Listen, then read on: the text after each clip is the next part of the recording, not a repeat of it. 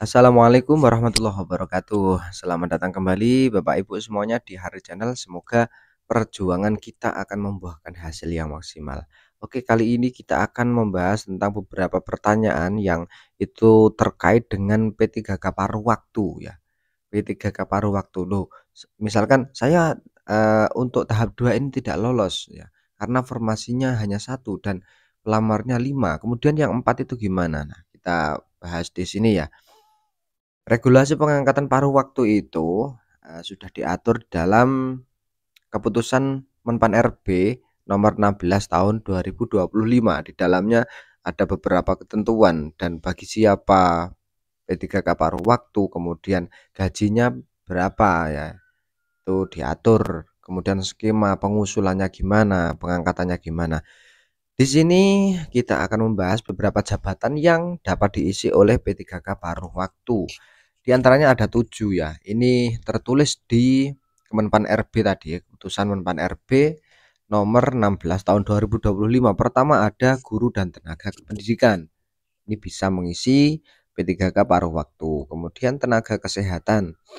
Tenaga kesehatan, kemudian tenaga teknis, pengelola umum operasional, operator layanan operasional, kemudian pengelola layanan operasional dan penata layanan operasional. Nah, ini dari ketujuh ini, apabila Bapak Ibu semuanya itu ada kemungkinan tidak ada formasinya ini, namun saya ikut di tahap 2. Nah, apabila dari 7 ini Bapak Ibu masuk ke dalam jabatannya, maka kemungkinan besar jangan berkecil hati, nanti akan diangkat menjadi P3K paruh waktu ya. Namun ini masih belum jelas. Belum jelas artinya nanti di slide berikutnya ada. P3K paruh waktu itu bagi siapa? Nah, ini pertanyaan yang besar yang sering muncul ya. Paruh waktu itu bagi siapa? Pengadaan P3K paruh waktu itu dilaksanakan bagi pegawai non ASN yang terdaftar dalam pangkalan database BKN. Ya, ini yang terdaftar dalam pangkalan database BKN. Kita ingat bahwa di tahap 2 itu kan ada beberapa pelamar, kriteria pelamar. Ada yang dari tahap 1 ya, yang belum melamar misalkan, itu bisa daftar di tahap 2 ya. Dan namun mayoritas itu kan di tahap 2 kan non ASN yang belum terdata di pangkalan database BKN, yang sudah bekerja minimal 2 tahun lebih. Nah, ini kemudian di narasi di kalimat ini ya, ini saya ambil dari eh, surat edaran tadi ya, keputusan Menpan RB tadi. Ini kan yang terdaftar dalam pangkalan database BKN. Kemudian yang tahap 2 yang semulanya ketika kita melamar itu karena kriterianya adalah ditujukan untuk non database. Ini gimana ketika nanti tidak mendapatkan formasi, ketika tidak lolos, apakah juga akan diangkat menjadi paruh waktu? Nah, makanya timbul pertanyaan hanya tahap 1. Kan kalau tahap 1 kan otomatis sudah masuk di database BKN ketika melamar ya. Atau tahap 2 juga. Kalau tahap 2 kan ketika melamar kan itu belum terdaftar di database BKN ya, dan minimal 2 tahun kerja. Nah, ini pertanyaan yang agak membingungkan juga dan sangat butuh jawaban. Karena mau tidak mau ketika nanti kalau misalkan tahap 2 itu tidak dapat formasi, tidak lolos ya, maka kalau tidak diangkat menjadi paruh waktu ya, nanti ya ada kemungkinan kita mundur. Artinya mundur itu tidak diangkat menjadi ASN. Nah, makanya kita bahas di sini. Perlu dicatat bahwa pengangkatan tidak dilakukan secara otomatis ya. Artinya ya tidak langsung diangkat, diberikan SK begitu saja ya. Hanya tenaga honorer yang telah terverifikasi dan valid dalam sistem BKN. Nah, ini lagi sistem BKN, database BKN ya, serta memenuhi kebutuhan formasi instansi yang akan diprioritaskan. Artinya misalkan ada 5 pendaftar dan formasinya itu ada satu, maka satu itu diprioritaskan ya, karena kebutuhan formasi instansi dan itu di ranking yang paling tinggi sesuai dengan instansi tersebut. Yang empat ini apakah pertanyaannya apakah sudah masuk di dalam sistem BKN ketika kita ikut, ujian di tahap 2? Nah, ini kita bahas. Sesuai regulasi yang sudah ada, honorer database BKN yang tidak lulus seleksi P3K 2024 maupun CPNS 2024 ya, namun tidak lulus ini, yang tidak lulus akan diangkat menjadi P3K paruh waktu.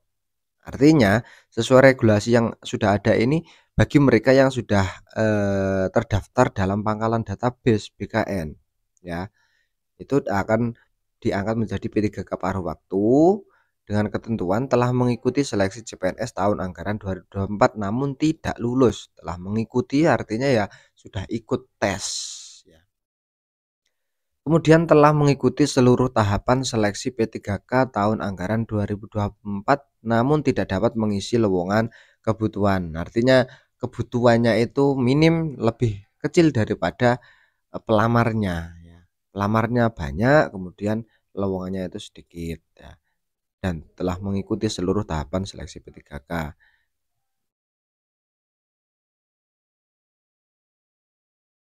Nah, oleh sebab itu, sesuai regulasi yang sudah ada, honorer database BKN yang tidak lulus seleksi P3K 2024 maupun CPNS 2024 akan diangkat menjadi P3K paruh waktu dengan ketentuan tadi di atas tadi ya.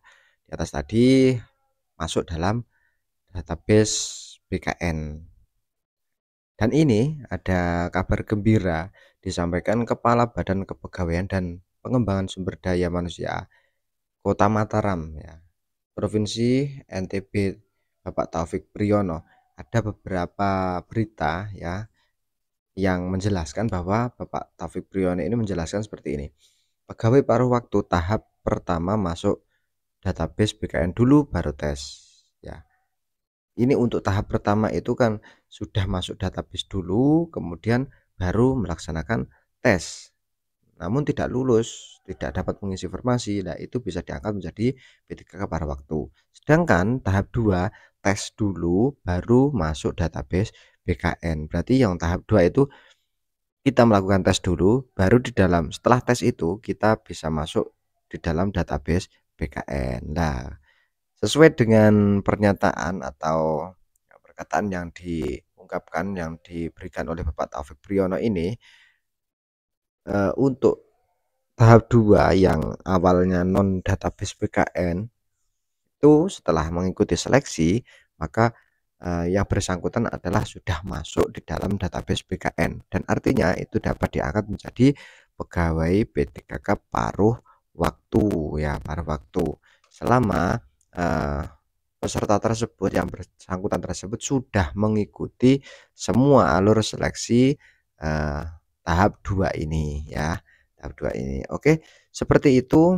Sekali lagi tetap semangat, jangan sampai berkecil hati, jangan sampai putus asa. Artinya peluang masih ada dan tugas kita adalah, bagaimana memataskan diri untuk diangkat menjadi ASN. Dalam kesimpulannya, semua P3K tahap 2 ini akan mendapatkan NIP P3K baik dari penuh waktu maupun paruh waktu ya. Dan paruh waktu nanti menunggu dengan, regulasi tentang pengangkatannya bagaimana ya. Dan jangan sampai berkecil hati, semoga kita semuanya diangkat menjadi P3K tahun ini. Amin ya rabbal alamin. Nanti kalau ada informasi silahkan ditulis di kolom komentar, ada pertanyaan ditulis di kolom komentar, kita bahas bersama-sama. Oke, terima kasih. Assalamualaikum warahmatullahi wabarakatuh.